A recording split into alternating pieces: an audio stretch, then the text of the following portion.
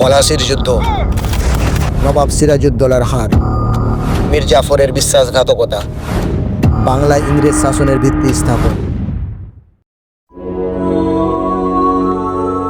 একসময় বাংলায় নবাবদের প্রিয় শহর ছিল মুর্শিদাবাদ। বর্তমানে পশ্চিমবঙ্গের অন্যতম বিখ্যাত এই জেলা। বহু মানুষের প্রিয় পর্যটন কেন্দ্র মুর্শিদাবাদ।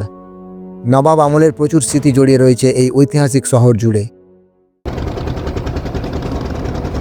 ইতিহাসে মোড়া এই জেলার আনাচে কানাচে রয়েছে অনেক গল্প।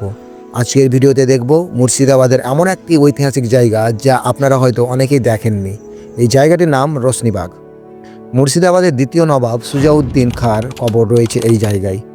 রোশনীবাগ থেকে হাজারদুয়ারি প্যালেস দেখা যায়। ভাগীরথী নদীর এক কূলে রয়েছে হাজারদুয়ারি এবং আর এক কূলে রয়েছে এই রোশনীবাগ। বাংলা, বিহার, উড়িষ্যার নবাব মুর্শিদ কুলি খাঁ, যার নাম অনুসারে আজ মুর্শিদাবাদ নামকরণ। মুর্শিদ কুলি খানের জামাই ছিলেন সুজাউদ্দিন খাঁ, যিনি পরবর্তীতে মুর্শিদাবাদের দ্বিতীয় নবাব হন। দ্বিতীয় নবাব সুজাউদ্দিন খাঁর সমাধি রয়েছে এই রোশনীবাগে। রোশনীবাগ ছিল নবাব সুজাউদ্দৌলার বাগান বাড়ি। রোশনী কথার অর্থ হলো আলো এবং বাগ কথার অর্থ হলো বাগান, অর্থাৎ আলোর বাগান বা লাইট অফ গার্ডেন। আমরা ফুলের বাগান, ফলের বাগান নাম শুনেছি, তবে আলোর বাগান এমনটা নামকরণ হওয়ার কারণ কি জানবো আজকের এই ভিডিওতে, তাই সম্পূর্ণ ভিডিওটি অবশ্যই দেখবেন।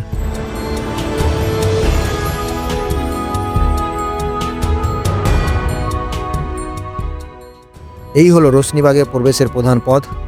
যদিও বর্তমানে এটি বন্ধ রয়েছে এবং বাগানের অন্য এক ছোট গেট দিয়ে বর্তমানে যাতায়াত চলছে। এই গেটটি দিয়ে প্রবেশ করতেন নবাব সুজাউদ্দিন এবং এই পথ দিয়ে এগিয়ে গিয়ে সামনে এই উঁচু অংশটিতে বসতেন তিনি এবং এখানে তিনি বিভিন্ন ধর্মীয় আলোচনা করতেন। এছাড়া এই অংশে হতো বিভিন্ন কালচারাল প্রোগ্রাম। এই বাগান বাড়ির উত্তর পশ্চিম সীমান্তে তিনি একটি মসজিদ নির্মাণ করেছিলেন। এই মসজিদের বয়স বর্তমানে প্রায় 300 বছর। এই মসজিদ নির্মাণ হয়েছে ইটালিয়ান কারুকার্যের দ্বারা। এই মসজিদটি নির্মাণের জন্য ইতালি থেকে মিস্ত্রি আনা হয়েছিল।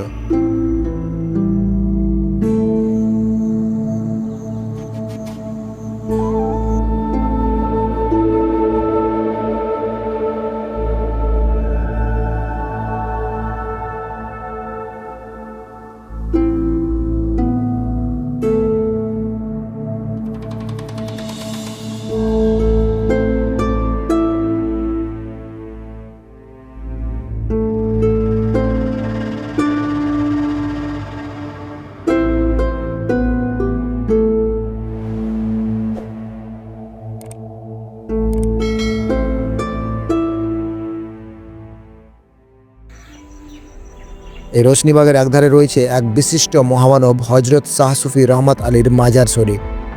বাংলা চৈত্র মাসের 3 তারিখে 6 দিনব্যাপী এখানে এক অনুষ্ঠান বা উরুস আয়োজিত করা হয়, যেখানে বাউল, কাওয়ালি সহ বিভিন্ন রকমের প্রোগ্রাম অনুষ্ঠিত হয়। এই জায়গায় রয়েছে নবাব সিরাজউদ্দিনের কবর। এই যে সমাধিটা দেখছেন এর ঠিক পিছন দিকে রয়েছে নবাব সিরাজউদ্দিনের সমাধি।